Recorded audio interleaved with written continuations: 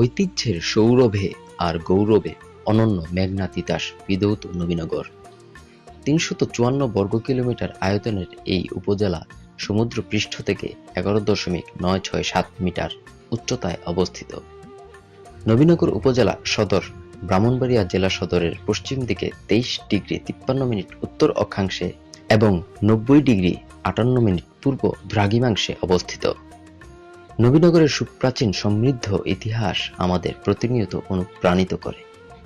সুপ্রাচীনকালের কালীদহ শায়র এর হাজার বছরের বিবর্তনে জেগে ওঠা বিস্তীর্ণ ভূভাগের একাংশই আজকের নবীনগর উপজেলা।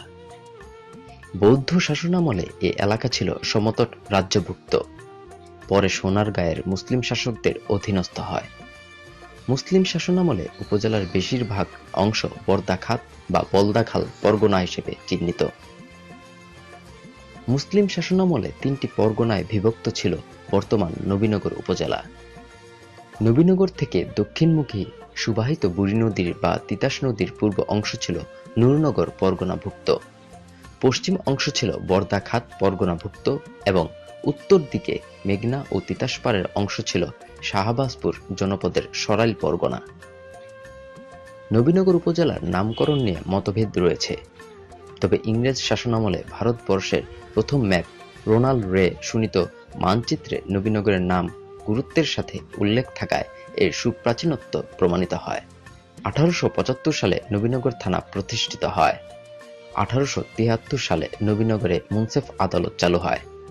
1983 সালের 24 মার্চ নবীনগর থানাকে আনুষ্ঠানিকভাবে উপজেলায় উন্নীত করা হয়। নবীনগরের লাঠি খেলা ও ষাঁড় দৌড় এই উপজেলার সাংস্কৃতিক ঐতিহ্যের বিশেষ দিক। নবীনগরের নামকরণ নিয়ে দুটি ধারার জনশ্রুতির প্রচলন রয়েছে।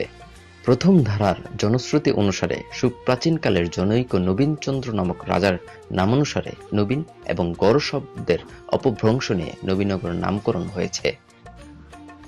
কিন্তু এ এলাকার সুপ্রাচীন ইতিহাসে নবীনচন্দ্র নামে কোনো রাজা এমনকি জমিদারেরও সন্ধান পাওয়া যায়নি বলে এ জনশ্রুতি মেনে নেওয়া যায় না। অন্যদিকে দ্বিতীয় ধারার জনশ্রুতি অনুসারে মুসলিম শাসনামলে ঈদে মিলাদুন্নবীর দিন নবী এবং নগর দুটির সংমিশ্রণে নবীনগর নামকরণ করা হয়েছে।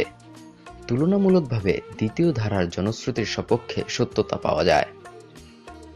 নবীনগরকে এক পলকে চিন্তা করলে মানসপটে যে দৃশ্য ভেসে ওঠে তার অন্যতম নবীনগরের মঠ। নবীনগরের ঐতিহ্যের নিদর্শন হিসেবে দাঁড়িয়ে থাকা মঠটি কালের ঐতিহ্য বহন করে চলেছে।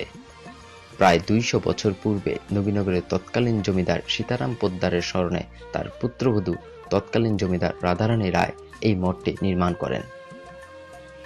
কথিত আছে এই মঠটি প্রায় ৩ বছরে নির্মিত হয়। ১৫০ ফুট উচ্চতা ও ৯০ ফুট প্রস্থ বিশিষ্ট মঠটি নবীনগর মৌজাস্থিত সাবেক সেটেলমেন্ট ১ নং খতিয়ানভুক্ত ২৬৬১ নং দাগে ০.০২ একর ভূমির উপর অবস্থিত। ঐতিহ্যবাহী মঠটি সর্বশেষ ২০১১ সালে তৎকালীন জেলা প্রশাসক আব্দুল মান্নানের সার্বিক দিক নির্দেশনায় ও নবীনগর পৌরসভার তৎকালীন পৌর প্রশাসক ও উপজেলা নির্বাহী অফিসার শামসুল ইসলামের উদ্যোগে সংস্কার করা হয়।